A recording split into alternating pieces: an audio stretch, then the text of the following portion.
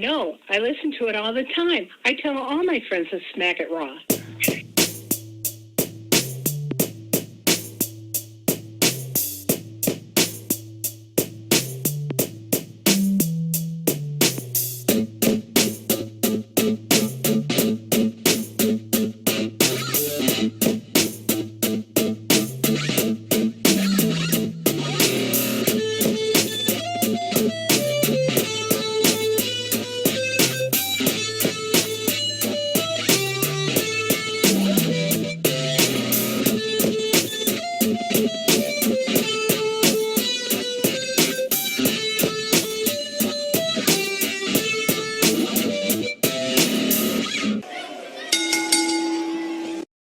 Following podcast contains mature content. The views and opinions expressed by the host are not necessarily those of the host. Listener discretion is advised.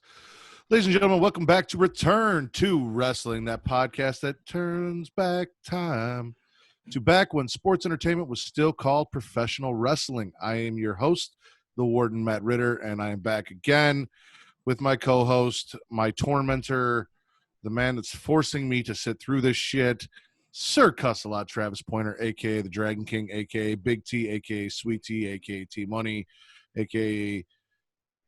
T-Bag, a.k.a. Black Merlin, a.k.a. the HNIC. What was that? I think I got them all. Man, this was rough. So if you guys are new to the podcast, and you shouldn't be, you guys go listen to the audio versions, go watch the video versions. Obviously, we are now, I believe, on episode 7. Sure. So I think that's where we're at. So if you're listening to this, 1 through 6 are out and available. You guys can go get caught up. We are working our way through Monday Nitro. We started at the very first one in 1995. And we are now in 1996, right after Uncensored 96, which was a shit show. It was the alliance to end Hulkamania, and I was hoping it was the alliance to end the Dungeon of Doom, and that all this shit would be done and over with once we finished with Uncensored. But no, we pick up March 25th, and everything gets so more confusing, so much more confusing, because I don't know who's on whose side anymore. People are doing shit that they shouldn't be doing. People that are supposed to be. That's because you're focusing on too many details. There's only one story you really need to be paying attention to here. Which is the one that I told you is going to look very familiar to you because it's similar to something that has happened recently on WWE television.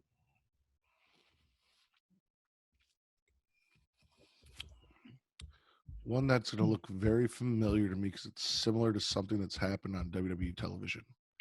Yes. There is a certain angle that involves divorce that has happened recently on WWE television.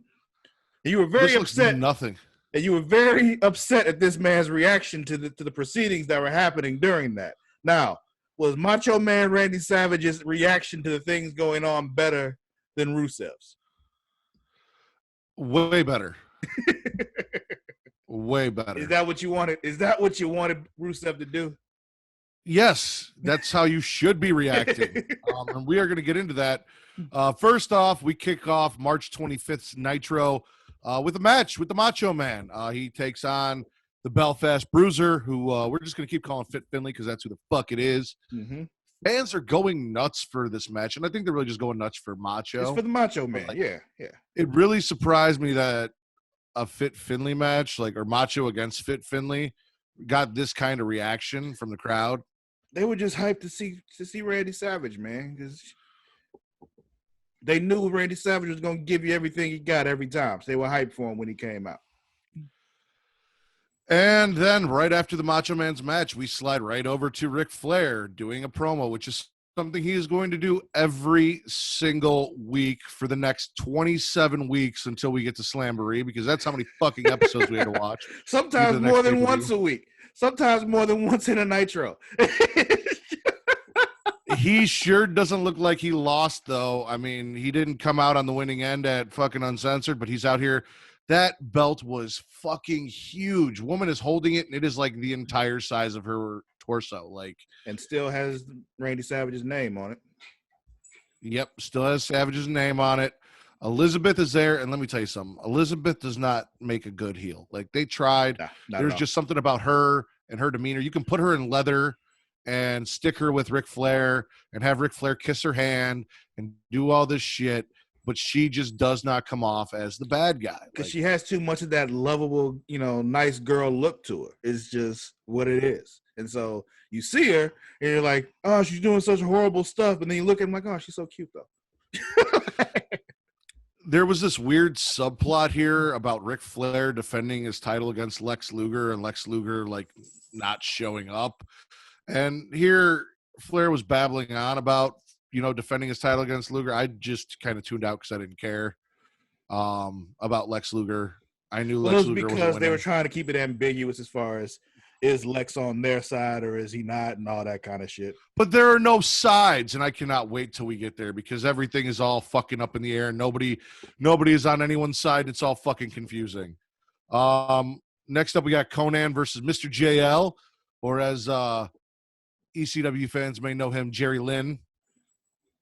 Yeah. This was for the U.S. title, and instead of talking about the match, the commentator spent the entire time talking about the Macho Man. Mm-hmm. Yeah, that happens. How he's pissed at Flair, and then how Macho Man was going off in the back, and they were trying to kick him out of the building, which never happened. I mean, you can talk about the match. Did you enjoy the match? It was a good match. I mean, Mr. JL's fine. I prefer Jerry Lynn to this masked version of him. I told you I don't like what Conan's wearing right now, but he's doing some.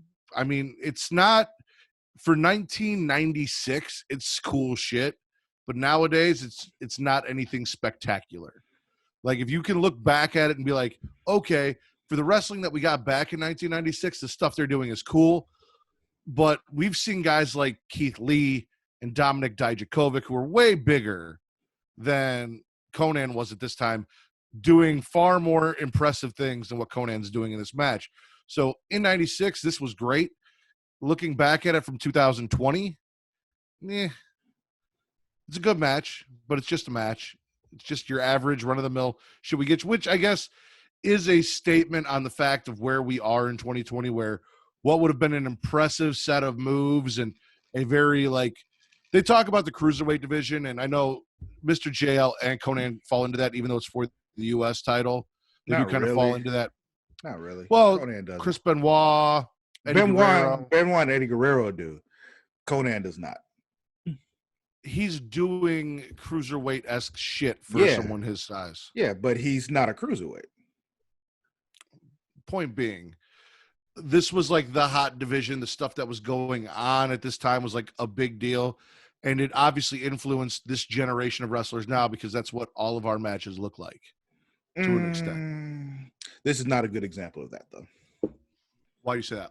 Because this is just not what you get in the cruiserweight division when it's coming up. What you're seeing right now. Oh, no. I'm not saying in the cruiserweight division. I'm saying in wrestling as a whole in 2020. This is a Seth Rollins versus Drew McIntyre match, because they're both big guys, but they can still do this shit. It influenced the wrestlers we have now, not the cruiserweights, the wrestlers we have now. Okay. We got a little bit of Disco Fever. He's out here trying to hawk his CD. He takes on the Booty Man, and Booty. The Booty Man feels like a 70s porno. Mm-hmm. And I was worried that it was going to be a 70s porno where the girls never came. But Kimberly did come down. The Booty Babe. Booty Man makes out with her. And for the first time in my life, I wanted to be Hulk Hogan's friend, because this is the kind of perks that you get from being Hulk Hogan's friend. You get to make out with Diamond Dallas Page's wife. Yeah. This is true. Also, I want you to picture something, Travis. I'm going to picture something. The Booty Man's fine. It's what it is, right? It's not. No, it's not. It's not fine at all. It's fine. It's fucking awful. It is what it is. It's know fine. that. Hey, it's okay. It's better than anything else they had him do. Oh, anything they had him do? Yeah. I like The Disciple. But anyway, go ahead. I was going to say, except for maybe The Disciple. That was probably the best thing he did in WCW. But imagine this. If they had held off and waited for him and they had made the Booty Man the Renegade, he would have made a much better Renegade than whoever the fuck the Renegade was, and he would have pulled off a much more believable impersonation of the Ultimate Warrior. He may have actually got Renegade off the ground because he would have had the machine of Hulk Hogan behind him, pushing him. There was a lawsuit involved in that too that kind of derailed that, but you know.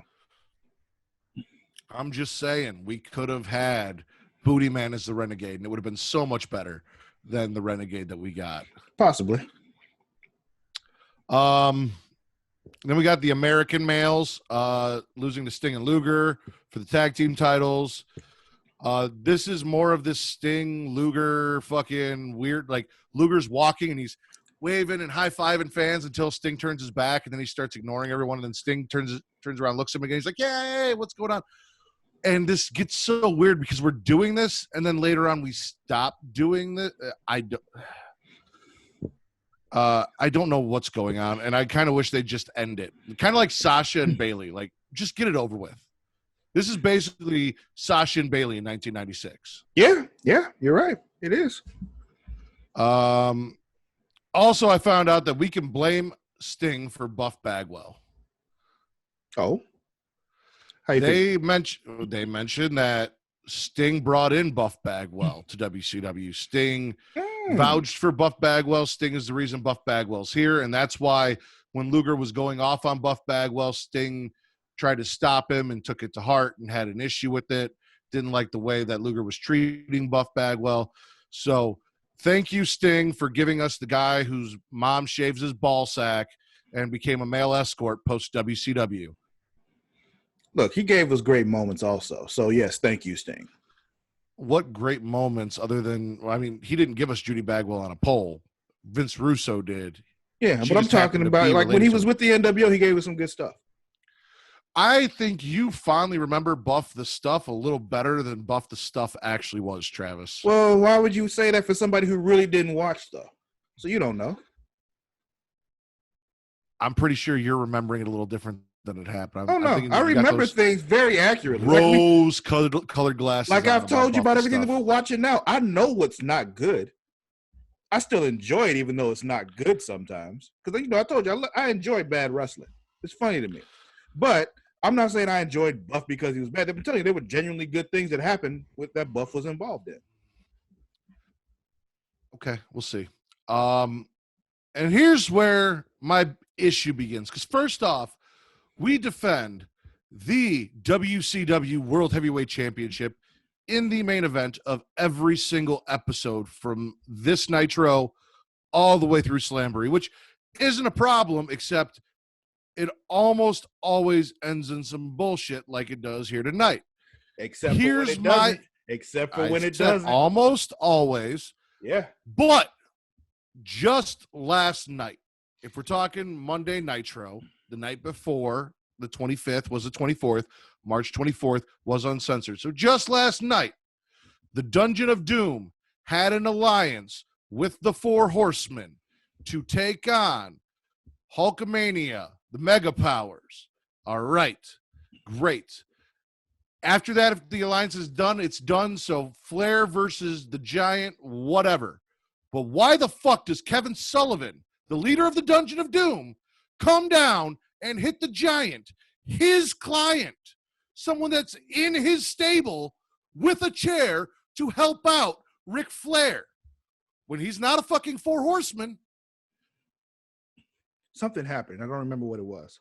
Yeah, Kevin Sullivan came down and hit the Giant. That's what happened. Before that, something happened. And I'm trying to remember now. Nope, nothing happened. Yeah, it was. I'm trying to remember. Because it made sense to me when it happened. I'm trying to remember why. Fuck. It was something that happened that uncensored. The Loch Ness thing? Because he wouldn't listen, he fought the Loch Ness? Maybe. I don't remember what it was, though, because when I watched this a while ago, I don't remember. But I know there was some reason why it made sense to me when I saw it happen. But anyway, go ahead. Whatever. Well, if it made sense to you, you're fucked up because this makes no goddamn sense. Well, we already know I'm fucked up. That has nothing to do with anything. So, before we even get into all that, Macho Man comes down as Flair's making his entrance and tries to attack him. He gets stopped on the rampway. Liz throws money in his face. Woman slaps him while he's What? Hey, restrained. can we talk about the money that Liz is throwing? Okay, go ahead. Supposedly, Macho Man has all this money that she's just taken from him, but somehow it's all singles. What's the problem? If it's so much money, why is it nothing but singles? Because it's probably what he had on him. And being a newly single man, there's a place that you go to get some companionship after your wife. No. leaves you and tries She to take didn't everything. just take that money from Macho Man. She's had this money. That money was taken from him a while ago. So if she has You don't all know of that? this money, She may have made an alimony payment at the beginning of the night when he got there, and it was all in singles because it was what he had left alimony over. payments don't get made in cash, sir. They do if you get paid in cash. And they don't get paid in cash either. They get paid in checks. We don't know that. We do know that. You don't know that. We do know that. I have never seen a wrestler's paycheck signed You've never by seen them WCW get paid in Eric cash Bischoff. either. So why are you assuming they get paid That in is cash? a lie. When? I've seen the $1 Million Man pay people in cash plenty of times on live Matt. TV. Okay, Matt. If that's your barometer, okay, we'll go with that. Sure. I'm just saying, every time money's exchanged on TV, it's always in cash and never in checks. It's a briefcase full of money, shit like that. That's what I see on TV, so that's what I go by. I'm assuming that Randy, maybe he missed a payment, so he just gave her a bunch of singles because that's what he had on him from going to the strip club. Because apparently in the 80s, and I can't wait to get to that, they were doing a lot of coke. And we're going to talk about that later on because it's important. This is the 90s, though. Well, he's an 80s wrestler. In the 80s, they were doing a lot of coke. It doesn't mean he didn't bring it into the 90s. It's just where it started. Also, I want to point out the fact that we just got into a position where you were actually defending what was happening in WCW while I'm trying to argue against it. But anyway, keep going. So yeah, he's restrained. The Giant keeps like it's like playing a video game and your taunt button is stuck. Like you just keep taunting over and over and over again. Like, yeah, through the whole match, he just keeps taunting. He does a move and then taunts, and then does a move and then taunts, and then taunts some more. He's got to build up his special. This is the 90s, so it was, like WCW versus the world. So he had to build it up and then get ready to do the strong grapple and then flick the control stick. They're choking the Giant with piano wire here. Flair's flopping around like a 2K20 glitch before he gets choke slammed. Then we're back to where we talked about Kevin Sullivan, for some reason, helping the Four Horsemen coming down and hitting the Giant with a chair. Arn gets choke slammed, and then the ref throws the match out, and it's a DQ. There's your finish. Yeah. Like I said, I think it has something to do with the fact that Giant hasn't been listening, and he's trying to rein him back in or something like that. Whatever. Keep going. I will say this, Travis. The one bright spot in the series of bullshit that I had to watch, including Slamboree, I think there was only one, maybe two episodes of Nitro that actually had Hulk Hogan on it. It was a very Hulk Hogan light series of Nitros, and I don't believe he was on Slamboree. No, he was not. Yeah, no. So that was a plus. Moving on to April 1st, April Fool's Day. We get a little bit of that during this episode of Nitro, which was fucking stupid. We start with Giant versus Sting, already in progress. Yeah. Apparently, Jimmy Hart paid off the Giant to fight Sting instead of team with him versus Harlem Heat. Like, this is another weird thing where for some reason the Giant was going to team with Sting to take on Harlem Heat, and Jimmy Hart instead, who is, by all accounts, the Giant's manager, paid the Giant and Harlem Heat to not have a match, and then the Giants fighting Sting. Yes, no, this is as stupid as it sounds as I'm saying it, ladies and gentlemen. This is fucking terrible. No, I think what was supposed to happen, I think he paid off Harlem Heat not to have the match. Luger didn't show up. So he paid the Giant to go out there and fight Sting instead. No. Protecting Lex Luger. You are incorrect. What happened was Luger didn't show up, so somehow the Giant was made Sting's partner. And then Jimmy Hart, who does not like Sting because he feels like Sting is stealing his Lex Luger away from him, paid Harlem Heat to go away so that they could have a one-on-one singles match. But the Giant, from what they said on the episode, was scheduled to be Sting's tag team partner in a match against Harlem Heat. Yeah, because Luger didn't show up. Yeah, but why the Giant of all people? Why not Hulk Hogan or the Macho Man or the Booty Man or probably because he was anyone else? Because he was being replaced with another one of Jimmy Hart's clients. It made sense. It did not make sense at all. It does make sense. Let's say you're an agent, right? Let's say you're an agent, and some TV show wants one of your clients. Problem is, that one client can't make it. So you're like, well, he can't make it, but this other guy over here is awesome too. Take him. Same thing. Except Sting hates Jimmy Hart and that whole thing, and doesn't make sense why he'd be like, yeah, okay, and take that guy as his partner. You don't have to like somebody to work with him. Sting does, because he's that babyface. Anyway, it doesn't matter because Luger comes down to save Sting, which Jimmy Hart is not all happy about. And without touching anyone or doing anything, the ref just throws the match out. It's over. Luger came down, got in the ring, match over. We're done. Yeah, they didn't want to do it in the first place. It wasn't really supposed to be a match. You're like, you know what? Fuck it. If you're going to act like this, fuck it. We just want to have the match. They got to treat them like little kids. They can't, the endings to these matches are just like, I'm watching and I'm like, okay, this is how we end it. Oh, yeah. WCW is awful at finishes. Speaking of which, we got the Steiners versus the LOD versus the Nasty Boys. What the fuck is an ant? Like Johnny Grunge is out here dressed as Brian Knobbs. They call him Anti-Knobbs. He takes Knobbs' place and gets pinned, pretending to be Knobbs doing Knobbs cosplay, like costing the Nasty Boys the match, giving the Steiners the win. You just explained it. What's the problem? It doesn't. I mean, it does make sense because you just said it. You just said the whole thing. It makes perfect sense. Public Enemy is basically the Nasty Boys, so they already had a rivalry going on. You just forgot. And then the Booty Man and Hulk Hogan take on the Taskmaster and Arn Anderson, which again, I don't understand why the Taskmaster is working with the Four Horsemen.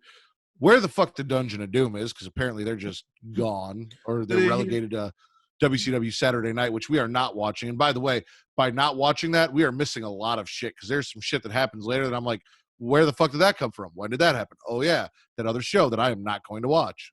That's happened to me on other stuff, too. Like, I've recently been watching, some Raws from days past. Like, I'm watching Raws from 99. And there are a lot of times, this is back when, Sunday Night Heat actually mattered. Like, there were big shit that was happening on Sunday Night Heat.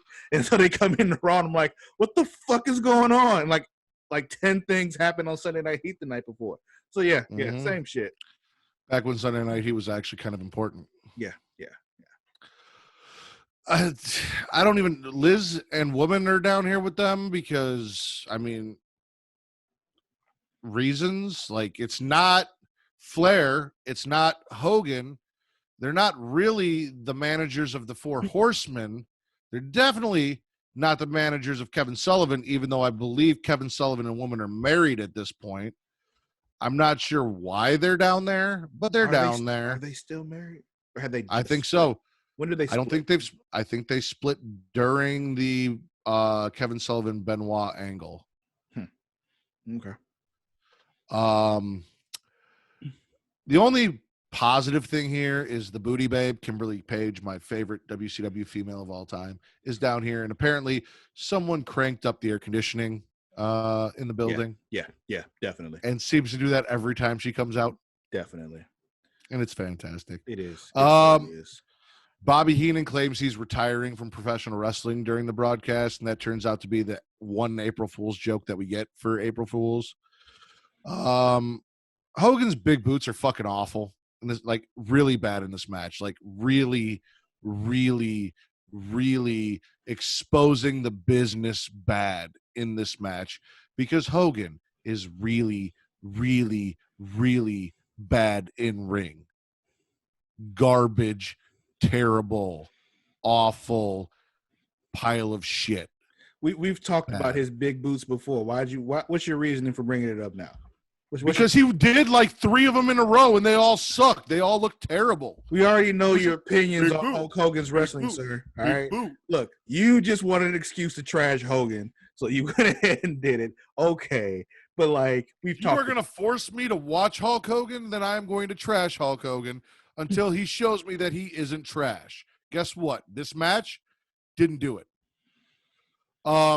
Kimberly Page does then also give Hulk Hogan her shoe because Woman gave Kevin Sullivan her shoe, and Hogan hits Kevin Sullivan before Kevin Sullivan can hit Hogan and gets the pin, and they're both laying there with shoes in their hands.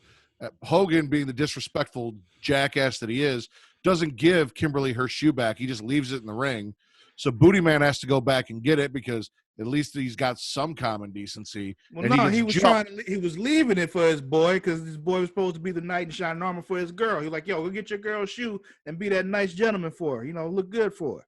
He was looking That's out not for his true. boy. Hogan's like, thanks for the shoe, fuck off, and then left because he only cares about himself. Did you hear him say that?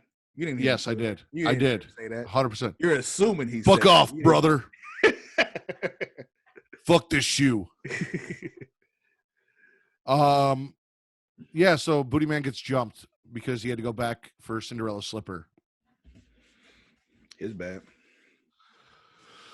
And then we find out that the Booty Man apparently has a special match in mind, and this sounds awful, and the whole thing is just cringeworthy as fuck.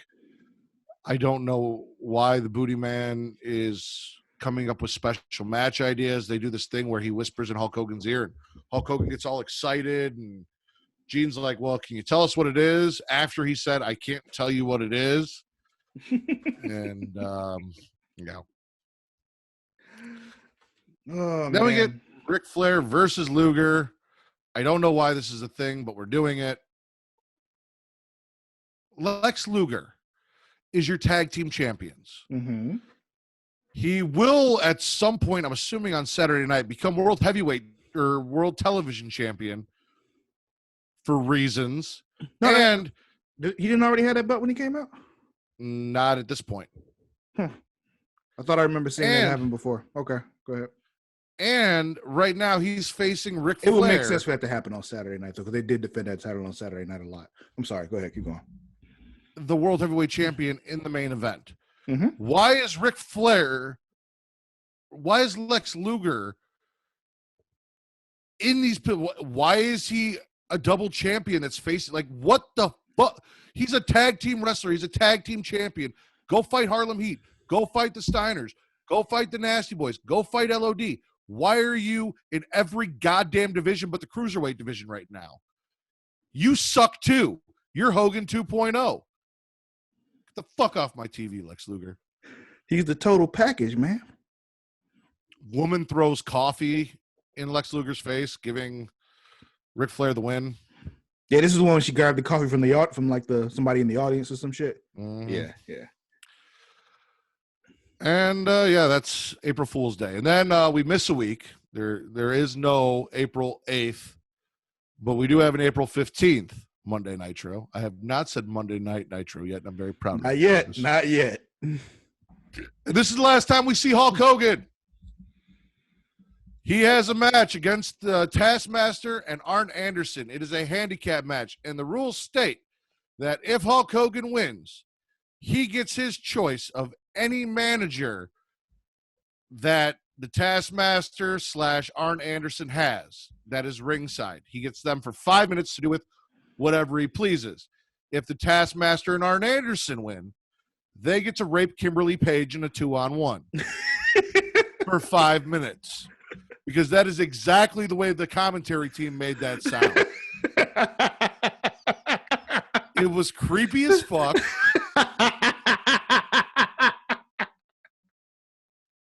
And it doesn't get better. Because if they're going to if they're going to non-consensually tag team Kimberly Page, if they win, that means that Hogan's plan was to do the same thing to whichever manager he chose. And, I mean, oh, no. Oh, see, I fucked that up. Let me do that again. Okay. If Hogan wins, he gets 5 minutes alone with the manager of his choice. If he loses, Arn Anderson and Kevin Sullivan get to DP DDP's wife. I don't know which one was better. Oh man, I like the second one a little bit better. DP DDP's wife. Yeah. For 5 minutes. 5 minutes only. You better be quick. Yeah. It looked like Hogan was looking to get DP'd. But I guess he ends up settling for Jimmy Hart after he wins this match because, of course, Hogan wins this match. And this is where the cocaine comes in, Travis, because Jimmy Hart knows where Hulk Hogan and Macho Man come from and what happened in the 80s, and he knows that Hulk Hogan has an affection for cocaine. So he takes a handful of it and throws it in Hogan's face, hoping to distract him. Unfortunately for Jimmy Hart, though, Hogan is an old pro. He just inhaled that shit in one breath, hulked up, and went to town. He's throwing Jimmy around, ripping his shirt off. He's just trying to get his pants off so he can get to business. He's all coked up, ready to go. The Giant comes down and saves Jimmy. Hogan no-sells a choke slam on cocaine. Ladies and gentlemen, I'm not bullshitting you. With a nose full of white powder, he gets choke slammed from Andre the Giant's son, or so they tell us, and stands right up from it because only someone on cocaine would be able to do that. So it had to be cocaine. You can say whatever you want. Or Hulk Hogan. No. Coke Hogan. I mean, you know, he's popped right back up after getting hit upside the head with a chair before. So, you know. Then he slams the Giant and almost slams Jimmy too. Almost. He was in a rage, man. Yeah, Coke rage. His pupils were dilated. His eyes were big. He had no control of himself. There's no way that you were able to see his pupils on that shit. Those shitty cameras they had back then. I have a big TV. Doesn't matter how big a TV is. Once you get in that close, it's pixelated because they didn't have strong enough cameras. I'm going to go back and get a picture of his dilated pupils. Sure you are. Post powdering. Okay. Post Jimmy Hart powdering his nose. Nasty Boys take on Public Enemy in a hardcore match. At least I think it's a hardcore match because at some point, Public Enemy, every match they pull out a table and they put someone through a table and they stopped like DQing them for putting people through the table. I don't know what the fuck's going on with the rule. I feel like this WCW is like the first month of AEW where they just haven't figured out what rules they really want to go with or what the rules are yet. People get DDT through glass tables and we don't DQ them.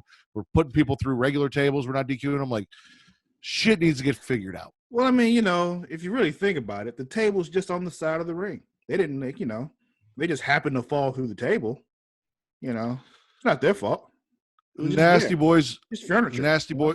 You don't DQ somebody when they throw somebody into the ramp, not into the ramp, into the barricades. You know, it's just there. Just no, but if you put them through a table, you DQ them. Yeah, maybe. If you pull the table out during the match and set it up during the match and all that, maybe. But if the table's just already there, you know, they set it up after their entrance. Before the match started, though. But it wasn't just already there. It was already there before the match started. When Ric Flair starts doing his banquet shit and they're going to go choke slam someone through the table, the ref's waving him off because it'll be a DQ. That table was already there. The ref was waving him off because he didn't want him to put somebody through a table. No. It's the referee's job to maintain order. Yeah, and going through tables is not maintaining order. Yeah, he was able to stop him that time, but he wasn't able to stop him with the table on the side of the ring. Illegal. The Nasty Boys win that match, but Public Enemy then takes them out post-match. And then we have the Earl Bobby Eaton versus the Macho Man. And I don't even care about this match. I'm just curious as to why we have a British stable that isn't doing stable shit. Like, why are we not utilizing the Earl Bobby Eaton, the Squire Dave Taylor, and Lord Steven Regal better? We have a three-man group. There's actually 4 of them. Couldn't tell you because he wasn't on TV this month. I know. They were doing more before this. Before Nitro? Yeah. Well, that doesn't help me any. Nope, not at all. Start watching stuff before Nitro. I know. But they're not going to be around long enough for it to matter anyway. So keep going. Bobby Eaton loses the Macho Man. Eaton mimicked Flair during the match, which made Macho Man go into a rage, almost a coke-filled rage, but without the coke. I'm about to say there was no coke involved this time, though, Matt. He went berserk. Well, we don't know if he did a bump backstage. We found out that apparently New Jack was doing bumps backstage. He was high every match. Every fucked up thing New Jack did, he was high during. That's how he started every conversation on that episode of Dark Side of the Ring. Mm-hmm. I don't know if you got to see that back when it came out, but he started that off with, I was high as a motherfucker. I was really high. And then I threw that motherfucker off a scaffold. And then I stabbed that 78-year-old man. Like, I was in the back doing coke. And then I did this fucked up shit. Like, so apparently this is a thing, Travis. It happens. This is an ECW, sir. A bunch of guys backstage tackle Macho Man because he's freaking out. They handcuff him. Macho Man's knocking out refs. Was this the one when he dropped the elbow like 17 times? Yeah, he wouldn't stop. So they handcuff him to get him out of the ring. And then our main event. So week 1 after Uncensored, we had Flair versus the Giant. Then we had Flair versus Luger.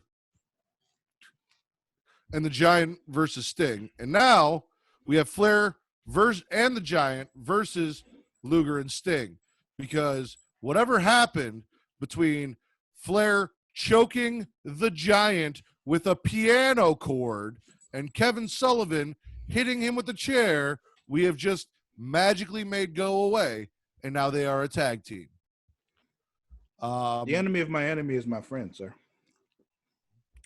Apparently, Flair's fucking everyone's wife. Yeah. He's fucking Kevin Sullivan's wife. He's fucking Macho Man's wife. And that's not enough. So he starts going after Mongo's wife because a very young and not as enhanced as I'm used to seeing, Deborah McMichaels is sitting ringside. And Flair just keeps flirting and going after her. She keeps, at this point, she's brushing off his advances. At this point.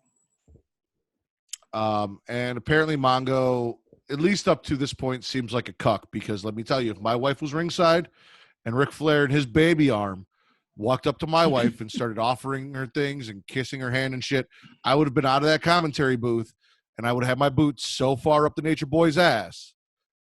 I would not have let it got that far because this man has slept with 10,000 or 100,000 or some crazy amount of women, which means he is very well versed in the art of wooing. And I don't mean woo, I mean wooing women, ladies and gentlemen. He figures, Deborah's cool. She ain't gonna do shit. He's a charmer. Well, I'm sure Macho Man and Kevin Sullivan thought the same thing. Maybe. It really didn't even look like Deborah though. Like at first, I was like, yeah. If they didn't tell me it was Deborah, I wouldn't have realized it was Deborah either. I'm looking at her. I don't even think I heard them say it was Deborah, but I'm looking at her and I'm like, okay. And I'm like, wait, wasn't Mongo married to? Holy shit, is that Deborah? Yeah. Woman goes to use her coffee gimmick again, but this time she misses Luger. She had her own coffee this time. Mm-hmm. Hits Sting, causing a DQ because we end Nitro on a DQ.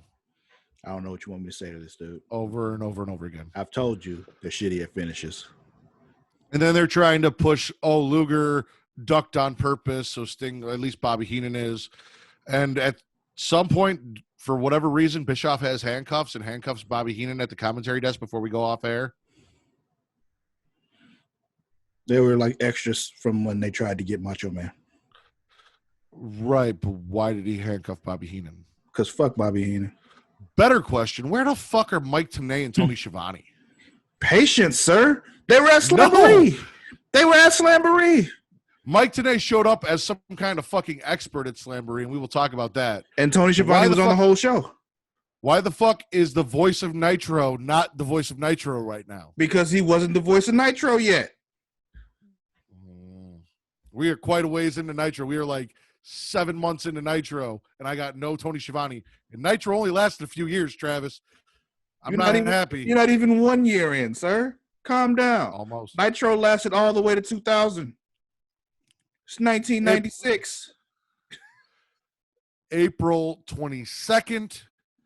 They tell us all the titles are on the line in the main event. And what they mean is all the titles that are held in the main event are on the line because the U.S. title is not on the line. True. This is where Luger showed up with the TV title. And I was like, when the fuck did Lex Luger get a TV title? And this is also where Eric Bischoff refers to WWE as the World Whining Federation and gives away the results of Monday Night Raw. Which, if you listen, you heard what the card was. You're like, yeah, I probably wouldn't have cared about that either. I highly disagree. I was listening to what he was saying, and there was at least one match in there. I was like, you're fucked up because that sounds like a damn good match. Which one? I don't remember. You don't even remember it. You don't even remember it. That's how intriguing. You know how much bullshit you made me watch that I'd have to remember one good match mentioned from Monday Night Raw? So you complain about all the bad stuff, and they give you something you're intrigued by, and you don't even remember it. See? No, they gave me something WWF did that I thought, oh, that doesn't sound like a bad match. It was literally half a second. Bischoff's wrong. That doesn't sound bad. I think it was Mankind's match. Pretty sure he said Mankind is taking on somebody. I'm like, that doesn't sound bad at all. Yeah, but it was somebody non-consequential though. That's the thing. It was just like, who cares? Maybe not 1996. We kick it off with Public Enemy versus the American Males. This match ends because they threw someone over the top rope, because that is still occasionally, whenever they feel like it, a fucking finish. It's still a DQ. Knocking somebody over the top rope is a DQ in WCW. Why are you looking at me like that? Because Bill Watts has been gone long enough for us to get rid of this bullshit. Still there now. And then, ladies and gentlemen, they start discussing. You complain about them not enforcing rules, and then they enforce rules, and you get mad about it. Make up your mind. No, I'm complaining about them not enforcing standard rules across just about every major wrestling promotion. And I'm complaining about them using stupid fucking rules that I honestly don't think they're enforcing them all the time, because I'm pretty sure, and I should really pay attention, and maybe next month I will. I'll make myself a note to see who gets knocked over the top rope or goes over the top rope, or if they're going through the middle. They don't. They go through the middle. You got to pay attention. This is true. They go through the middle. They go through the middle. Anyway, Mean Gene starts announcing the worst fucking wrestling idea I may have ever heard. The Lethal Lottery. So apparently, at Slamboree, we are going to get a bunch of fake random matchups that are going to pit tag team partners against each other. They were random, Matt. It was random draw. That are going to pit all of these tag team partners against each other in the first round of a tournament. And then the second round, we get down to however many fucking teams are left over that win the second round. And then those guys go into a over-the-top rope battle royal called the Battle Bowl. Except when you get down to the last two guys, it is then a singles match that is won by pinfall or submission. Incorrect. Okay, because was the Battle Bowl not an over-the-top rope elimination match? Yeah, you can do over-the-top or pin throughout the whole thing. They just didn't do it. Okay. Well, I missed that part then, because I saw how the person won the match. Yeah. And I saw how everyone else got kicked out of the match. Yeah, those are actually the rules in World War III also, just nobody does it. Let's also be clear that technically the Battle Bowl is contradictory to the rules that WCW establishes, because if you throw someone over the top rope, you are DQ'd. That's everyone the point, Matt. It's something different. That's just like saying having a no DQ match goes against all the rules they put in place before. Yeah, because it's something different. It's a different match. No. There are No, Travis. Having a no DQ match means that there is no disqualification. And having an over-the-top rope battle royal means going over the top rope is legal. Not in a company where if you throw someone over the top rope, you are disqualified. So If everyone that in threw any other someone match, if over, you hit somebody with a chair, you're disqualified. But in a no DQ match, you're not. Same thing. I disagree. It is contradict. You cannot give me you're not allowed to throw people over the top rope and then give me a match where you throw people over the top rope. That makes no goddamn sense. Yes, it does. Because then that It is specific contradictory match as fuck. is what you can do. It is contradictory as fuck to do any kind of no DQ. Because it goes against everything that you were supposed to be taught to do as a wrestler. If you were told you could not throw people over the top rope, then you stick them in a match, they're not. No, it doesn't make sense. Stop trying to defend this. This is bullshit. Yes, it does. You just don't Battle want Ball, it to make sense. You Battle decided Ball and nothing Lethal Lottery in WCW makes sense. Fucking stupid. You've decided that nothing here makes sense, so you want to argue that this doesn't either, which it does. It doesn't. It does. Mean Gene's Lethal Lottery drawing announcement. We find out that Macho Man and Flair are going to be tag teaming together. Holy shit. The two guys that hate each other because Flair's fucking Macho Man's ex-wife who's taking all his money and took his title, they're going to be a tag team. And guess who they're taking on? Arn Anderson and Eddie Guerrero, who also apparently have a problem that we probably heard about on WCW Saturday Night, but has not made Nitro. I don't think Eddie Guerrero and Arn Anderson were supposed to have a problem. Then why did Ric Flair say we're going to take care of both of those problems, Macho Man and Eddie Guerrero, in the same night? Because they ain't us, so we're going to fuck him up too. Well, he referred to Eddie as a problem, so. Yeah, because he was in the way.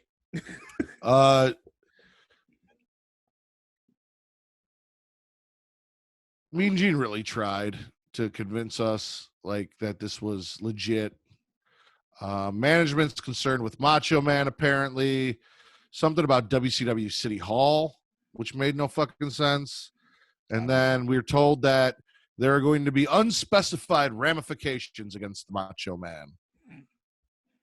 Yeah, okay.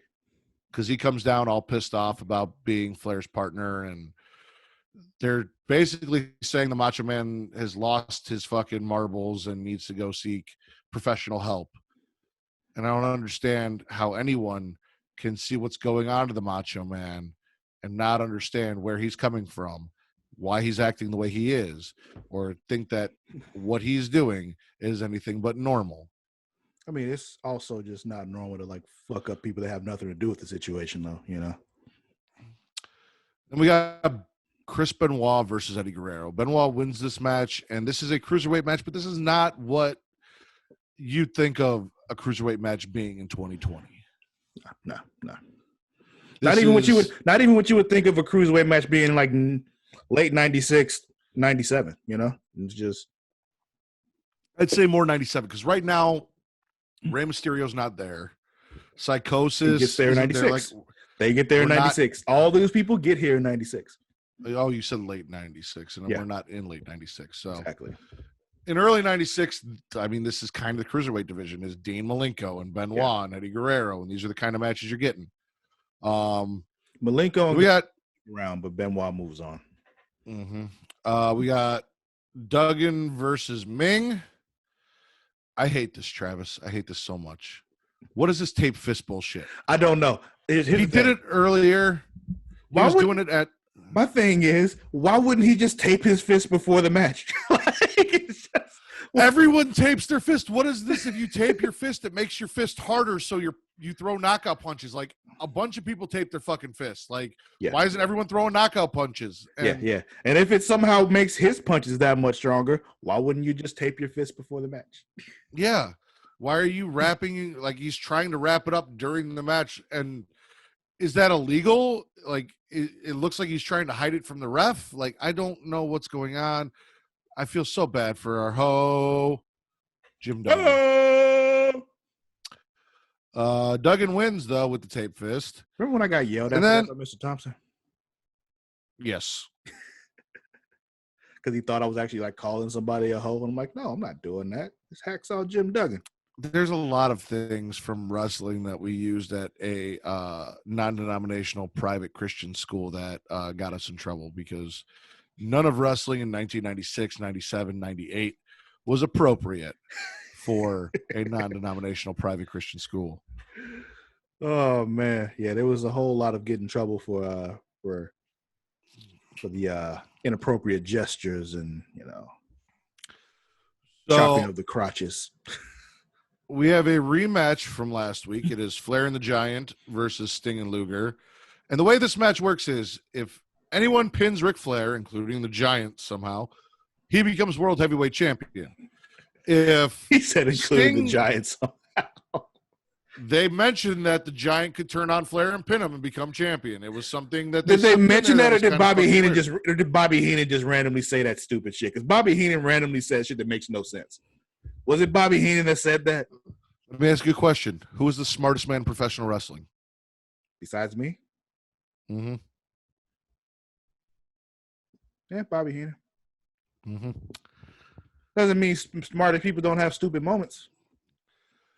If Sting gets pinned, then Flair and the Giant become the tag team champions. And if Luger gets pinned by anyone, that person becomes the television champion. And they win the tag titles. And they win the tag titles. Flair is back to hitting on Deborah. Pretty sure Mongo McMichael. I was at this point pretty sure Mongo McMichaels was a cuck because he was just watching Flair basically get ready to fuck his wife, and he wasn't doing anything about it. This was much more Rusev, Lana, Bobby Lashley than the other shit was. I mean, Flair's not outright making out with his wife yet, though. So, Macho comes down, attacks, and then gets arrested. Flair gets DQ'd by hitting the Giant with coffee. More terrible promos. Giant versus Flair next week for the title. Yup. Because the Giant is basically Captain Insano in his promos, and it's awful. Oh, you don't like the Giant right now? No, I do not. Not on the mic. There's a reason you're with Jimmy Hart. Let him talk. You're right. April 29th, we open up with Harlem Heat versus Sting and Luger. Harlem Heat loses Sting and Luger. Thank God the tag team champions are actually having tag team matches against other tag teams. This is for the tag team titles. Jimmy Hart's throwing in a towel. And this is another thing that they've kind of brought up where Jimmy Hart's like throwing towels in the ring for some reason. Yeah. And it never really got explained or tied up or why it was happening, but it's happening. Harlem Heat catches the towel, though.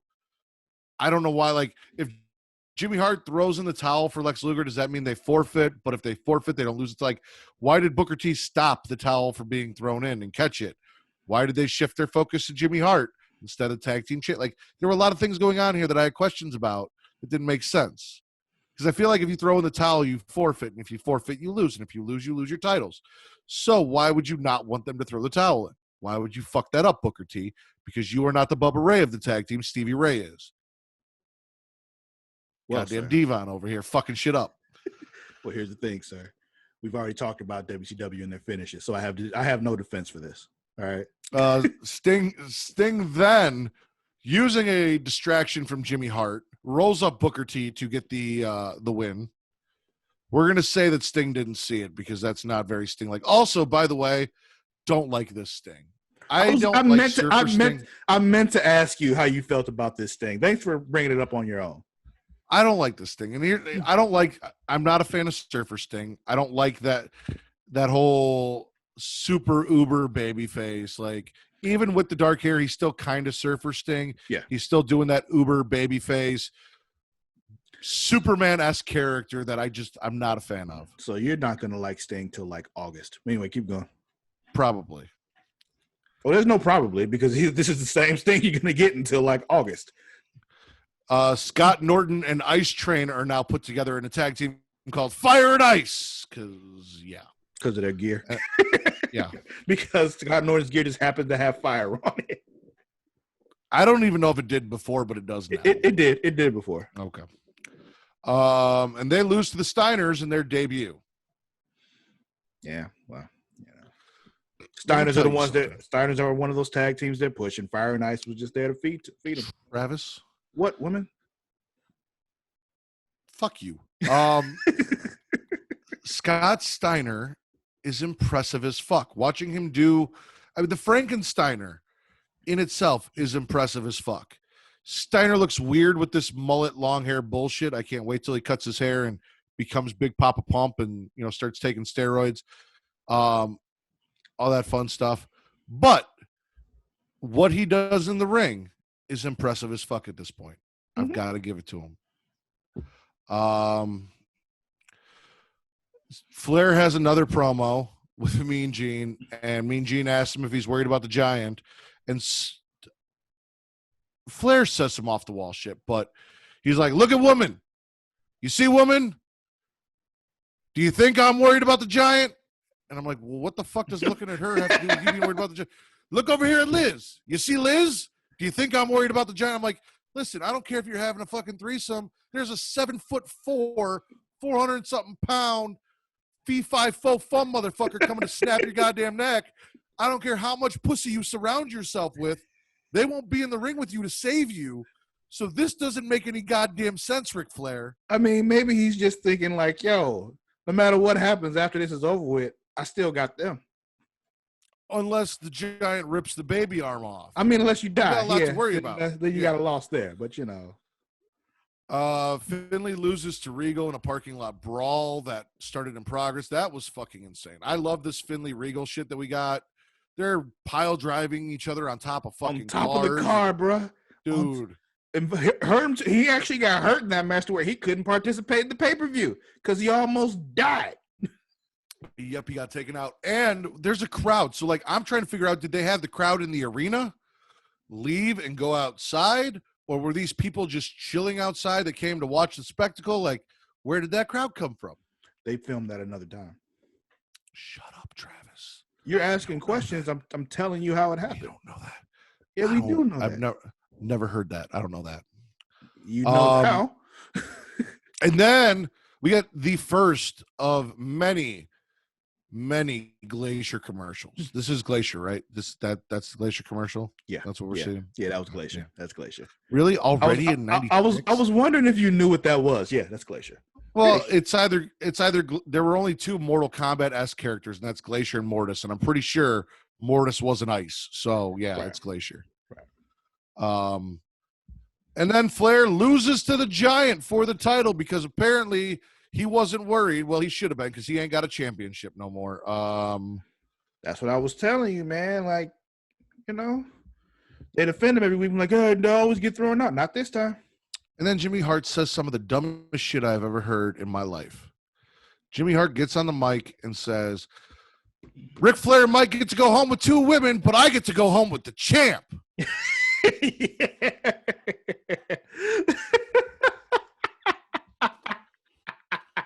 Oh yeah, I laughed at that too. Ric Flair might get to go home with Elizabeth and woman, but I get a hairy 7'4" motherfucker. But he's got a big belt.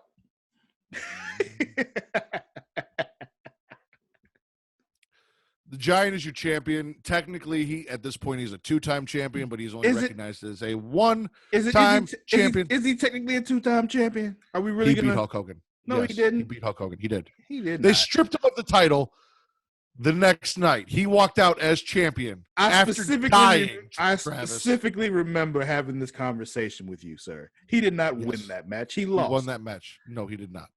No, he won. No. He walked out as champion. He did not. He walked out as champion. And Hogan walked out after getting butt fucked. If you say so. Without a belt.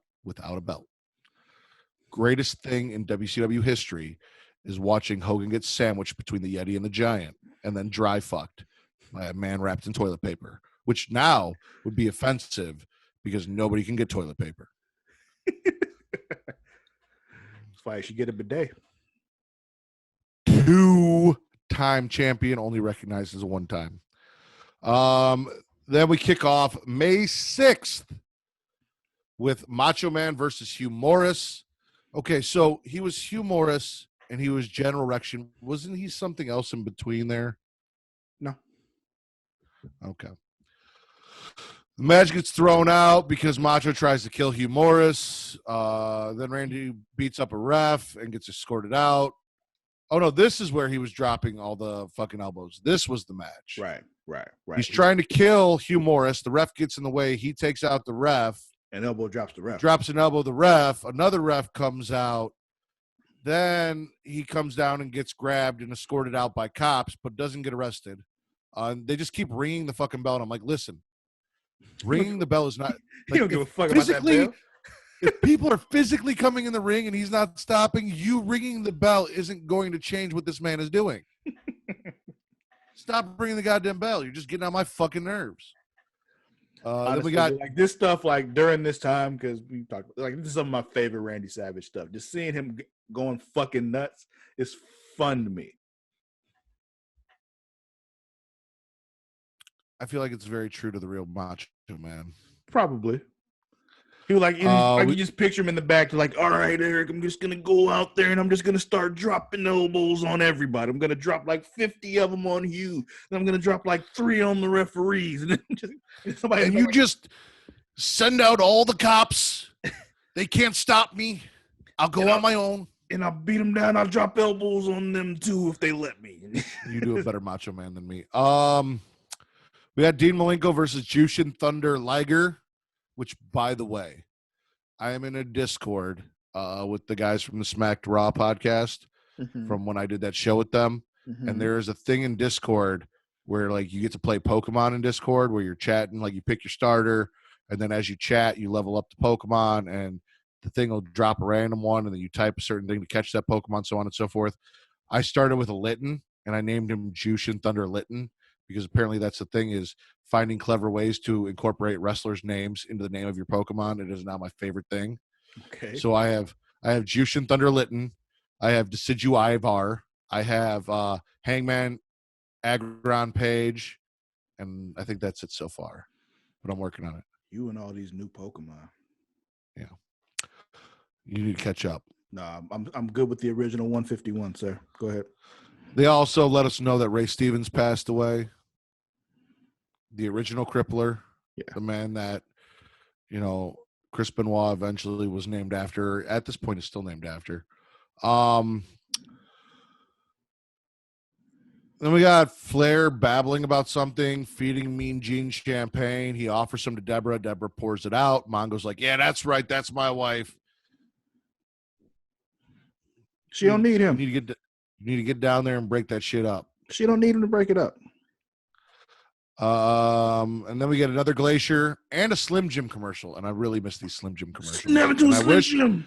I wish they would just bring these back, and like whoever is left, like Lanny Poffo, like give Lanny the shit. Like, yeah, whoever, just let him get the royalties. Bring back the Macho Man Slim Jim commercials. Because I will go buy Slim Jims if you bring me back Macho Man Slim Jim commercials. You know what? I have no reason to buy them. Yeah. But if you put those back on TV. Yeah, I don't really like Slim Jims, but if you give me Macho Man telling me to snap into a Slim Jim, I'll go get a Slim Jim.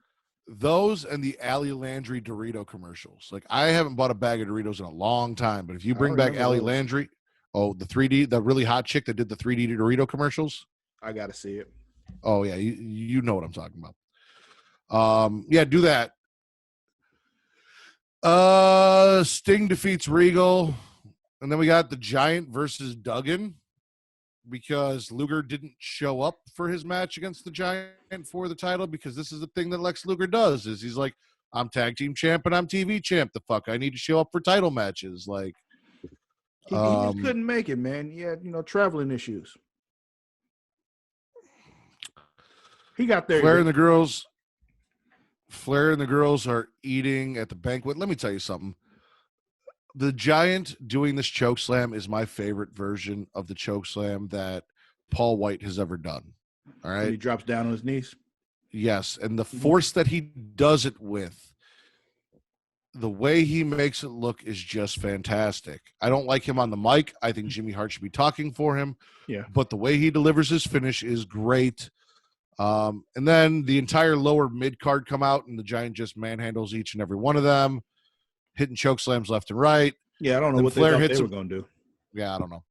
Flair hits him with a wooden chair. Sting comes down and saves Flair for some reason. What was he just attacking the Giant?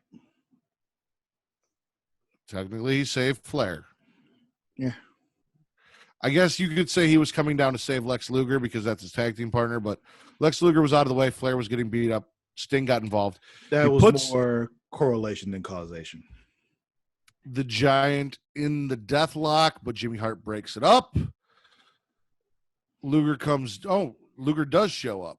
Yeah, so he can stay eventually. That's right. Because it was Doug. It was Doug. So he came down the same Jim Duggan and Flair and like a bunch of lower mid card guys. Like, get the fuck out of here. Sting had no reason to be down there. When Luger comes down, Jimmy calls the Giant off, and then we've got more drama between Sting and Luger. Why did he call him off when you showed up? Where were you? Why weren't you out here for your match? The fuck do you care? He's the one that didn't get a world title match. Why are you so worried about it? And it's actually obvious, Jimmy Hart don't want his clients fighting each other. Makes sense to me. Well, we're going to have Lex Luger camping out at the arena, spending the night to make sure he doesn't miss the match, because he's like, what, you've never missed a flight before? You've never missed a match before? You've never done this? You've never done that? Yeah, man, shit happens.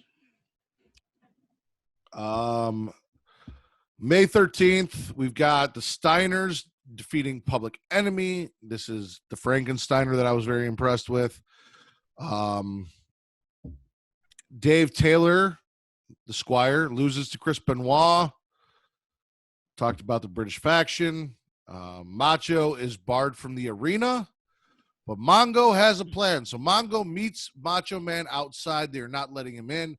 This is where Mongo finally grows some balls and says, listen. He goes out there and says things that have absolutely nothing to do with the Macho Man. I've got a plan to take care of this fucker who's fucking with our wives. Don't worry about it, Macho Man. I got a plan. Travis, I'm not exaggerating when we get to it. This thing with Mongo is my favorite thing that I watched the entire time. It was in my opinion, it was the best segment of all the shit you made me watch. Promo, the execution, the surprise, all of it was the best thing I saw. Yeah, I guess it was, a surprise for you because you didn't know Kevin Green was coming. Okay, that makes correct. Sense. Makes sense. I don't know. I enjoy seeing Macho Man go nuts, so I understand that. Mongo did say something about how Flair messed with his family in the locker room. I don't know if that means he fucked his wife in the locker room and Mongo found out about it. That part lost me. Flair takes on IRS and wins. Then he's got an interview. Apparently, that is VK Wall Street, sir. Apparently, after Flair defeated IRS, he let us all know that VK Wall Street is his name. Address him properly. Rode Space Mountain. Apparently so. I'm impressed. Why? This is par for the course for Ric Flair, man. No. Ric Flair has had sex with thousands, hundreds of thousands, tens of thousands of women. But Dolly Parton is a superstar with the biggest mountains he's probably ever climbed. Yeah. I don't know. Just the idea that Dolly Parton rode Space Mountain. Well, you got to think, back in the day, Ric Flair was motherfucking Ric Flair. Like, he was on some different shit back then. That's the thing. Yes, because Dolly's from the South, but he was only motherfucking Ric Flair, like, in the South. And she's from the South. You just said it. Yeah.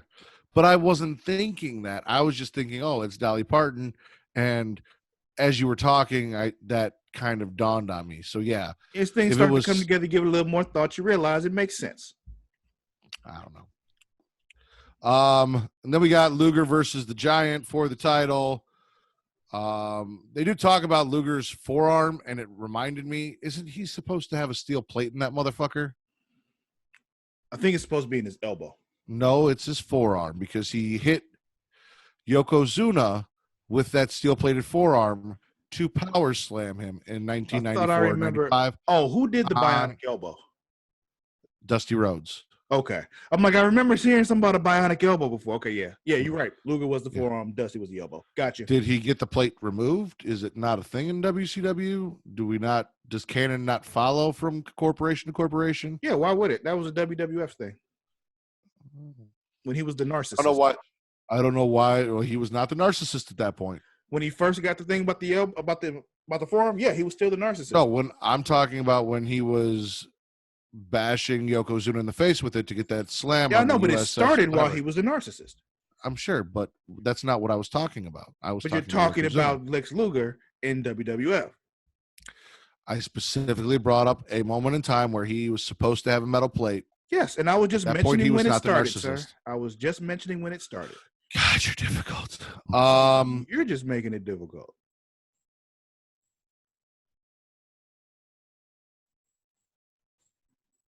Luger gets put through Flair's table. Sting checks on Luger. That's the end of the. That's the end. Finito. Then we get to Slamboree and the Lethal Lottery and the Battle Bowl. So I intentionally didn't mention these matchups other than the Macho Man one because they don't matter. When we got to them, there's no point in talking about them at Slamboree if we already tell you what's going to happen beforehand. They don't matter. They really don't. Our first match is Hawk and Luger versus Animal and Booker T. Because as Travis tried to say, these random matchups are not random at all. Because the whole idea here is the LOD are going to have to fight. And I'm not going to lie to you. I was actually kind of excited to see if Hawk and Animal were going to go at it. You know what they didn't fucking do? Go at it. Yeah, no, they teamed up. Ended up being a double DQ or whatever. Match gets thrown out. Neither team advances. The Steiners. What about the Steiners? They were against each other too. Well, yeah, but we're not there yet. No, but you were saying you were excited to see what would happen with that tag team. I mean, you got others. That's all. But here's the thing. I have seen some WCW stuff. I did not watch religiously. I did not watch week after week.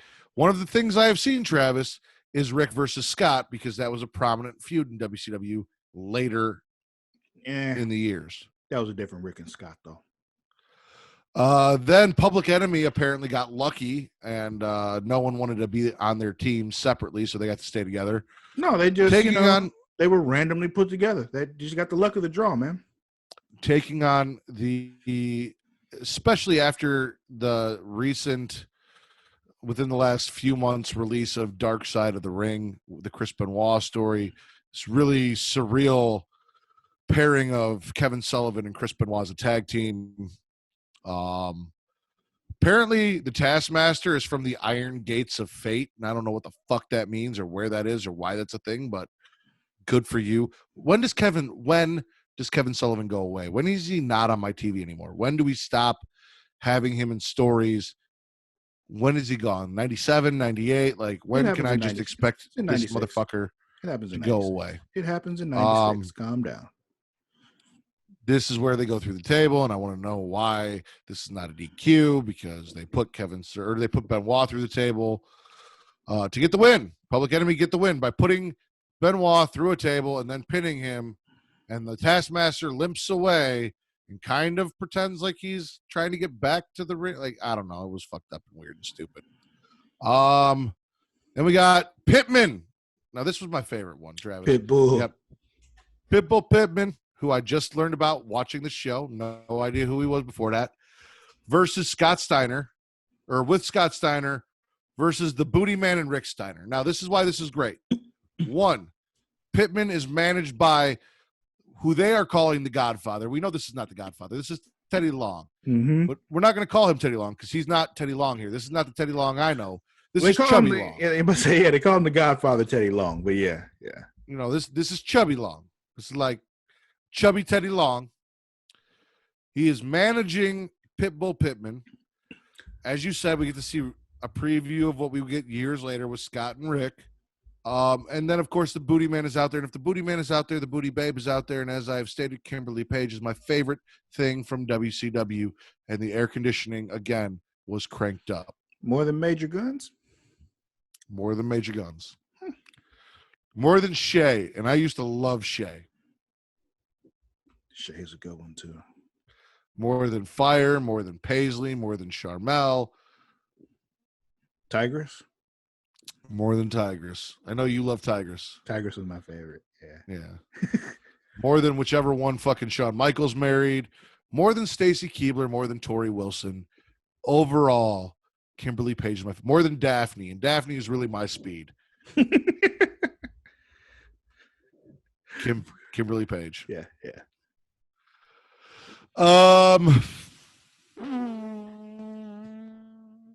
Yeah, that's that. Pittman and Steiner lose to the Booty Man and Rick Steiner. Blue Bloods lose to Duggan and IRS because Duggan taped his fist again. I feel bad for that British faction. Yeah, don't. They're British. Dirty Dick Slater team. Oh, and this is also the match. This is Colonel Rob Parker's Dirty Dick. Yeah. The Blue Blood match was the match that it was supposed to be Regal and the Belfast Bruiser, but he could not compete. So he got the Squire Dave to replace the Belfast Bruiser, and then they lost to a Jim Duggan taped fist with IRS. Because Regal killed him. Colonel Parker's Dirty Dick. Where the fuck is Sherry Martel? Aren't they married? Wasn't that was just happening? Like where did that go? I think she got they got married and they just fucking he's like, all right, I'm a Southern gentleman, which means you got to go home and cook me meals and you can't be on TV no more. I think this you is fucked up. I think she's been released at this point. They defeat what will become in the future the Dancing Fools. Disco Inferno and Alex Wright. Alex Wright. I love seeing the Dancing Fools now, knowing what the Dancing Fools will be later. This was a nice little thing there. Then we have DDP and the Barbarian versus Hugh Morris and Ming. DDP and the Barbarian win, but they do this weird thing here where Ming thinks he won because he's pinning DDP, but Ming and DDP aren't legal. Yeah. So there's no way that this could be a double pin. Yeah. And they're not really explaining that on commentary or doing a good job. Like they're like, oh no, the ref made the right call. Yeah. Really. Go ahead and finish this, but I got to remember to tell you something about the commentary. Go ahead. Okay. They're not really doing a great job here of like clarifying why Ming, like I know why. It makes sense to me why. I understand why, but like Ming didn't seem to understand that he wasn't legal and couldn't get a pin, and they're not really playing that up or giving that to the audience. Anyway, go ahead. What about the commentary? I just wanted to mention that in this commentary is like, the dynamic, you're seeing it here, the dynamic between Tony Schiavone and Bobby the Brain Heenan. So much fun. Like, it really reminds me of us. Like, you're trying to be Tony Schiavone, and I'm just constantly fucking with you like Bobby's always fucking with Tony the whole time. It's fucking great to me. I feel like we're more of a gorilla Bobby Heenan mixture, but maybe. But just hearing Bobby Heenan like constantly poking at Tony the whole time is so much fun to me. He doesn't do that as much. When is it after this that Mongo leaves commentary and Tony takes over? Is that when we get Tony on commentary after this? I don't remember exactly, but they're going into that once he starts going into that program with Flair is when it stops. So it's coming soon. Big Bubba and Stevie Ray lose to motherfucking Fire and Ice.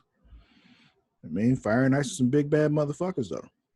The Big Boss Man and the Bubba Ray Dudley of the greatest tag team in WCW history lose to Scott Norton and some dude named fucking Ice Train. Yeah, they're some big bad motherfuckers against a team that had never tagged together before. Listen, Stevie Ray could tag with anybody. He tagged with motherfucking Ahmed Johnson. He could tag with anybody, Travis. He is that damn good of a tag team wrestler. It doesn't matter who you put him with. This is some bullshit. Stevie Ray is the best part of Harlem Heat. That's disrespectful, but go ahead. Then we got the Macho Man and Flair, and somehow, despite the fact that Flair and Arn used this as a way to beat up the Macho Man and Eddie Guerrero, they get the win. So Macho Man and Flair move on, but Savage is just getting double teamed and jumped. And yeah, you had to know they were going to find a way to just fuck up Macho Man. Like, they made it pretty clear that's what they wanted to do. Mean Gene's having a blast out here. He's got Hooter girls all around him. I didn't even realize, like, I was looking, I saw the orange shorts, but they had black shirts on. I'm like, I didn't realize they were Hooters girls. Yeah, why didn't they have the tank tops on? That was weird. I don't know. Yeah, it was. They And he had couldn't name get their, tags. let's say he couldn't get their names right, even though they had on name tags. Yeah, and he's like, "Oh, don't worry, honey. I'm just looking at your name tag." I'm like, "No, you're not." No, you're not. One girl was doing this weird thing where every time she looked at the camera, she opened her eyes really wide, like crazy psycho. Like, I'm like, "What the fuck are you doing?" Like, I didn't any notice man that. that found. Fire and Ice get the bye for round 2. Gene announces the round 2 matches. Then we've got a cruiserweight title match. And I want to take this time, Travis, to talk about something very interesting. So Dean Malenko is taking on Brad Armstrong. Do you know who Brad Armstrong is? No. Brad Armstrong is part of the Armstrong family. Are you familiar with Bullet Bob Armstrong? No, I know there's a referee we have right now called what's his name? Is it Scott Armstrong? Yep. Yeah. Are you familiar with BG James Armstrong? Yes. Yes. No. It's not BG James Armstrong. So Brian Armstrong, I guess we'll go with. The family last name is James. Real life shoot name, last name James. BG James. James, yeah.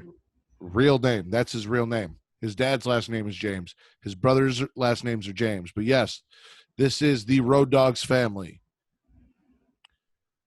Tell me, looking at this guy, how Road Dogg was the most famous, successful member of this family outside of maybe his dad. Probably more so than his dad. Because he could talk. They look nothing alike at all. Road Dogg could talk, though.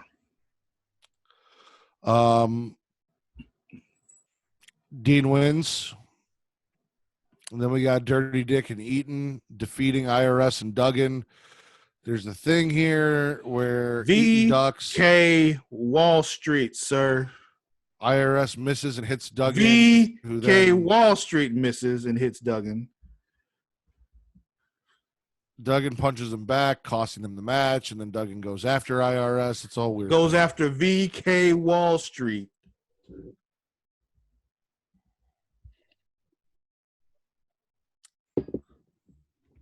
As a fan of his child, I refuse to disrespect the great IRS by referring to him as anything other than his most famous character, which is IRS. At this point in time, the name he went by was VK Wall Street.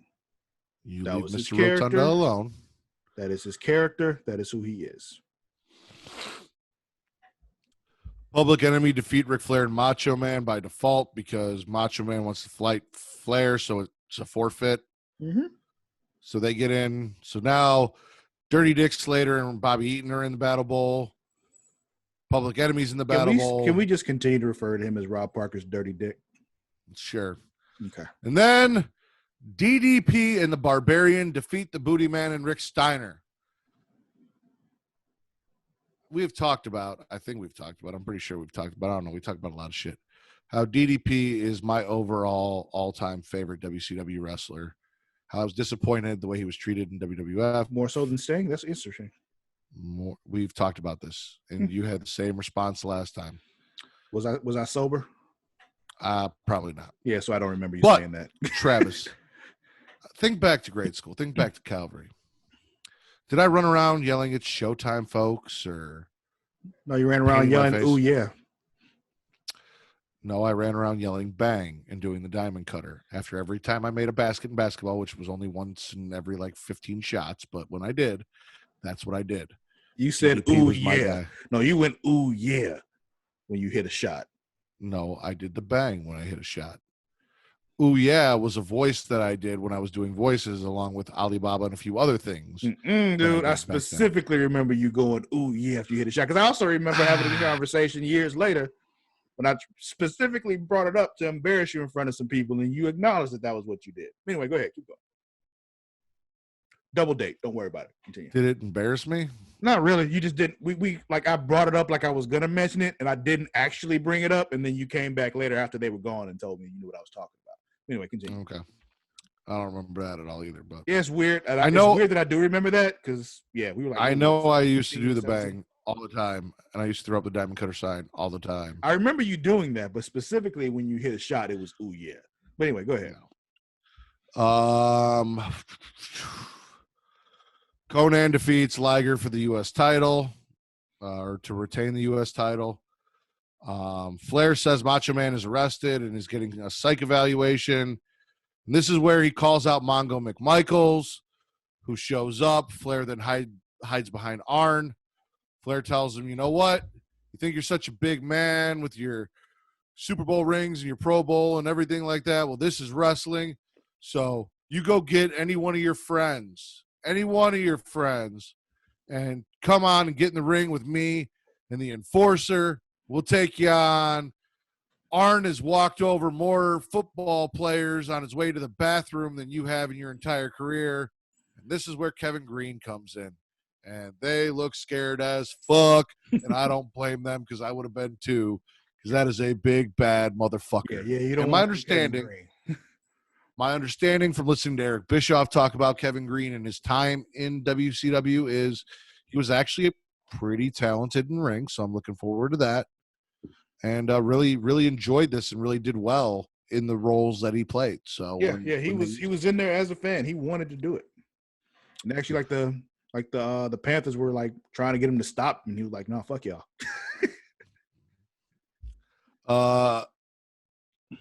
DDP wins the Battle Bowl, which means he gets a title shot against the Giant. Unfortunately, I know that DDP does not beat the Giant to become champion for the first time, so I know that that's not going to happen. But he gets something else for winning that Battle Bowl. Yes, he does, and we'll talk about that here in a second. Listen, I love seeing DDP at this point in his career after all the bullshit we saw with Johnny B. Bad and his wife and the Booty Man and all this just bullshit they've put him through, getting a big win here on a pay-per-view for a title match. And he gets a ring, which reminds me of another ring. Yeah. That was won in a company that has often been compared to WCW. Yeah, that's why when he came out after MJF won that ring, I'm like, oh, that's why they did that. I see what they're doing there. I kind of wish it was the same ring. That would have been awesome if it was the same Battle Bowl ring. My thing is, he doesn't defend this ring, right? No, I don't. Well, maybe. I don't remember. Because if he doesn't defend this ring, and MJF doesn't defend his ring because they've got that TNA title or TNT title, so they've got their mid-card title. So the ring, I need the ring to be defended. I don't understand why we had this match for this ring, and then he just has the ring, and no one can take the ring from him. At this point, I don't remember what really happened with that ring, mostly because coming up is when other things start rolling, and I just stopped caring about anything else. Captain Insano defeats Sting for the World Heavyweight title. Jimmy Hart. For the people who have not seen The Waterboy, sir, who was Captain Insano? Well, same person that won the World Heavyweight Championship from Ric Flair that we talked about earlier. So if everyone was paying attention during this show, they know who the champion is. Paying attention to you, though. I mean, like I've told you before, you talk a lot. That's kind of my job here. If I did, it'd be a very shitty show. Start to tune you out after a while, too. So they probably do. Very shitty show. Yeah, Captain Insano defeats Sting for the World Heavyweight title.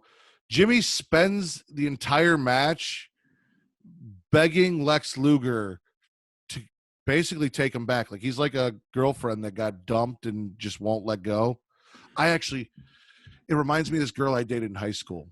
And when I broke up with her, she literally dropped to the floor crying and grabbed my leg. And I walked like 3 classrooms down before she let go of my leg. Like I dragged her across the floor. I feel really bad about that. That was kind of a dick move.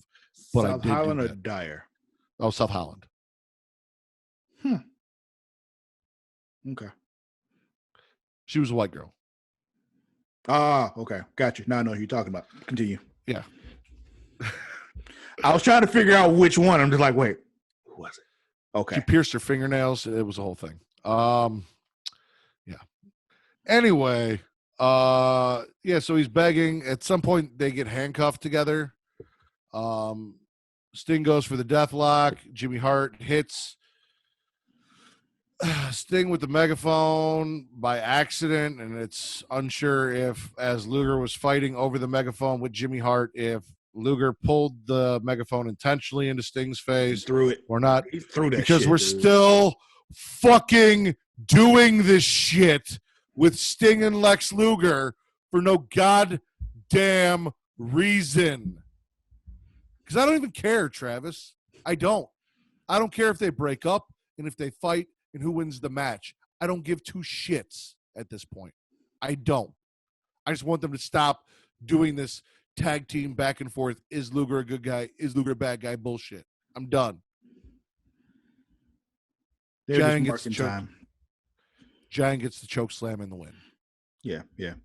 This Slamboree thing, they were just, they were trying to do something different. They tried. They failed. It wasn't good. Not at all. Not at all. This is a very bad stretch, sir, and you're a trooper for getting through it. Dude, I looked at how many episodes I had to watch, and I was like, fuck my life. Why did they wait so long to put on a fucking pay-per-view? But you got one that actually comes up sooner this time, which is good. Because the episode of Nitro are about to get longer. I think it's the one coming up or the one after the one coming up. It's either the next Nitro or the Nitro after that they go to 2 hours. Great. But you made it. Scott Hall's coming. I know Scott Hall's coming. You know why I know Scott Hall's coming? Because I see the picture of Scott Hall every time I start in fucking December and I go back through the episodes to get to where I need to be to add them to my queue to watch them. I skip over the Scott Hall episode with his picture there. I'm like, oh, there he is. Oh, shit. I've got 47 fucking episodes to get through before I get there. And a shitty-ass pay-per-view about a fucking battle bowl and the lethal lottery, which I'm sure was a Dusty Rhodes thing. And there are some things that Dusty did that were fantastic. There are some Dusty things that are god-fucking awful. And listen, I pray to God AEW does not do a battle bowl or a lethal lottery ever.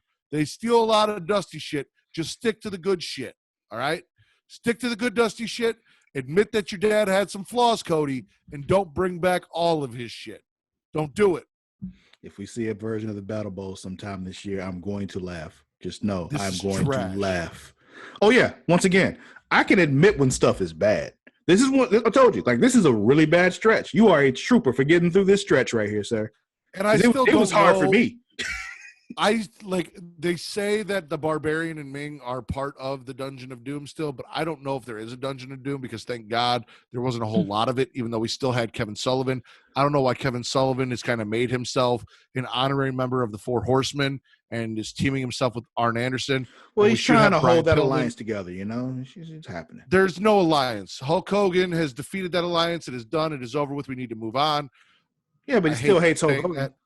Well, everyone hates Hulk Hogan. I still hate Hulk Hogan. It is what it is. I don't need any more of the Dungeon of Doom. And you bash him every chance you get to. So, Why the fuck is Benoit not with Arn Anderson and Ric Flair if they're part of the Four Horsemen? That's what I don't understand is this incarnation of the Four Horsemen. We're supposed to have Brian Pillman, but I haven't seen Brian Pillman since I think Uncensored or before Uncensored. Well, they talked about it here. He was in a car accident.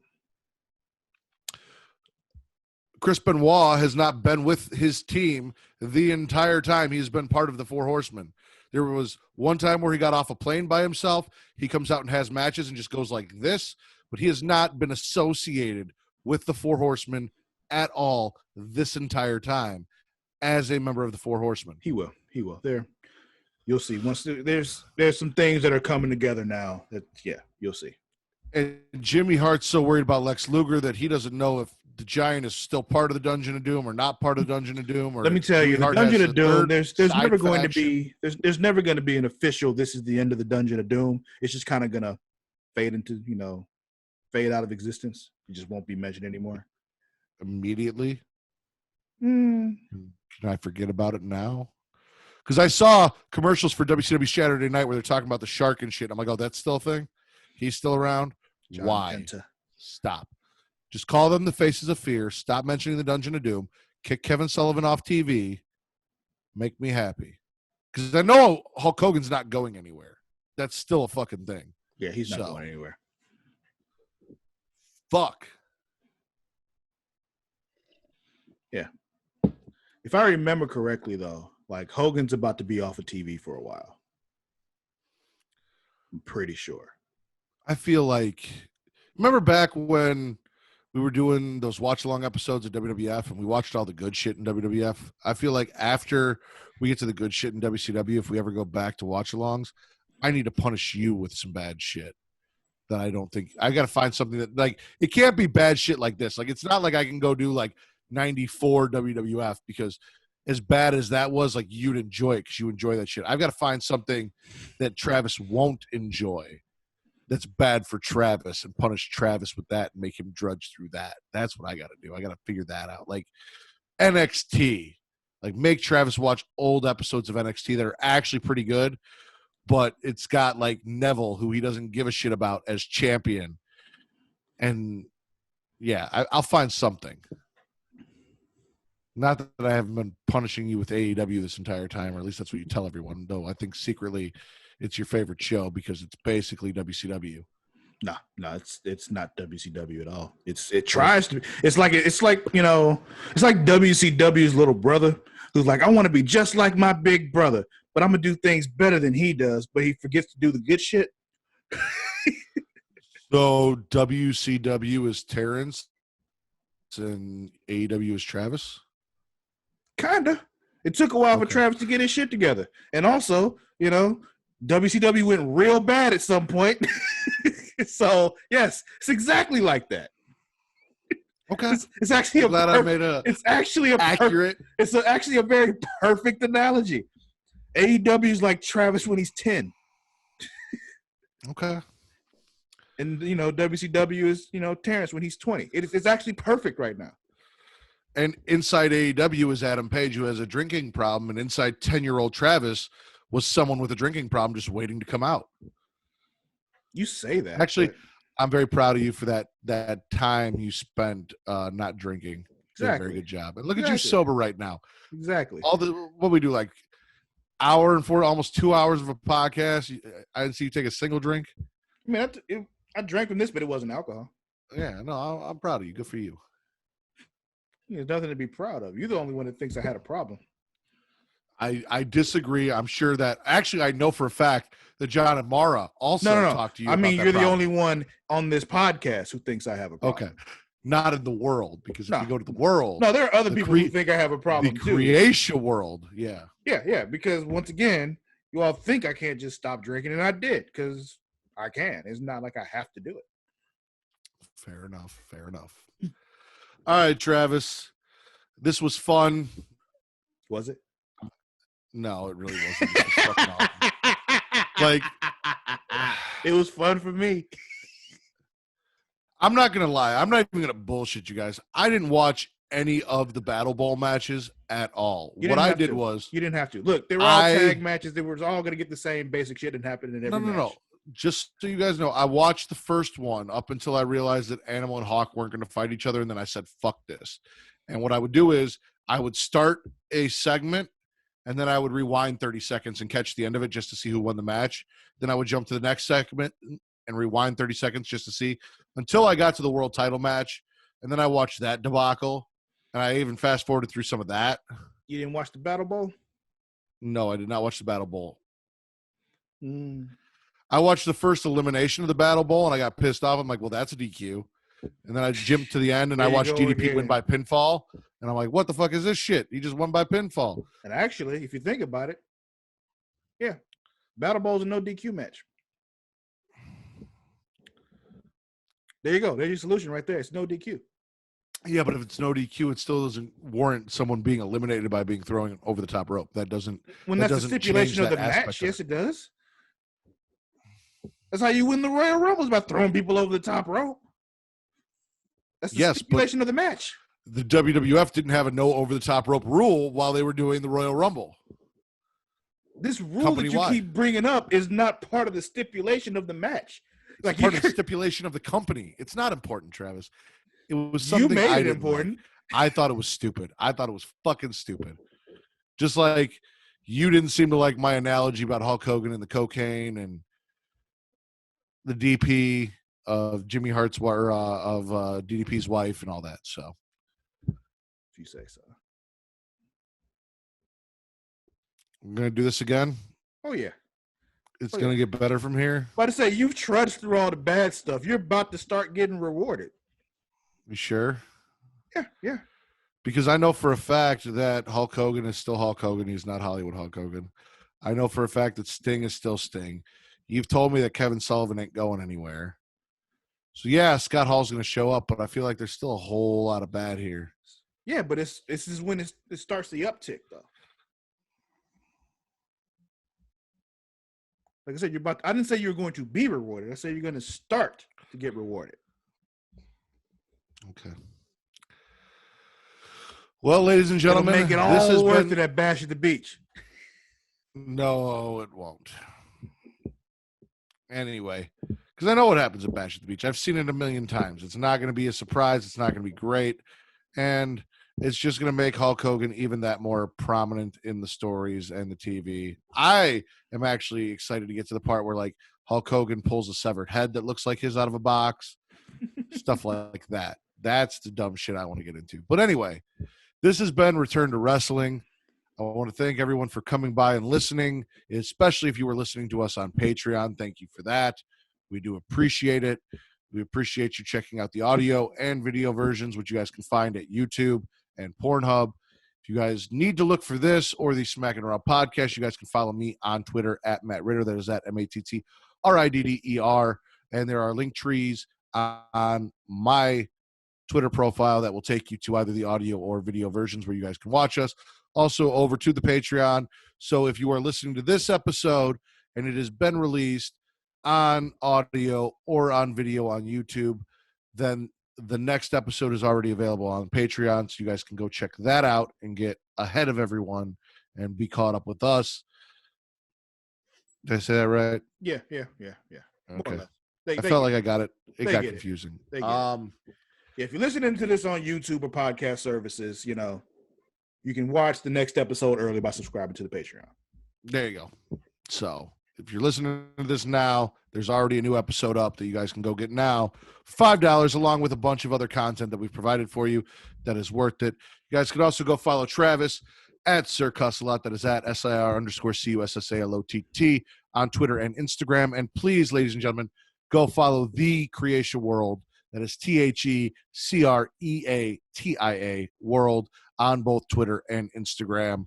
We would appreciate it because Creation World brings you all of the podcasts, not just Smackin' Raw, not just Return to Wrestling. It also brings you Super Flashy Arrow of Tomorrow, brings you the Creation Conversation. It brought you Hashtag Them Thrones, brought you Wild Wild West World. So please go support that, check that out, and go listen to other podcasts you might enjoy. You're not just a wrestling fan. Everyone has things they enjoy outside of wrestling. There's got to be something out there that we do for you other than this that you're going to enjoy. You won't hear my voice because Travis banishes me to this one podcast, but you'll hear other people. They're all right. They're not as good as me, but they're all right. Matt has made guest appearances on other shows before while he's being a little bitch about it. Against your wishes. The reason why it happened is irrelevant. Be more results-oriented, sir. For Sir Cussalott, Travis Pointer, unless I forgot to plug something, I am the Warden, Matt Ritter. We have been Return to Wrestling. I don't remember how I close this show, so have a good night, everyone. Peace.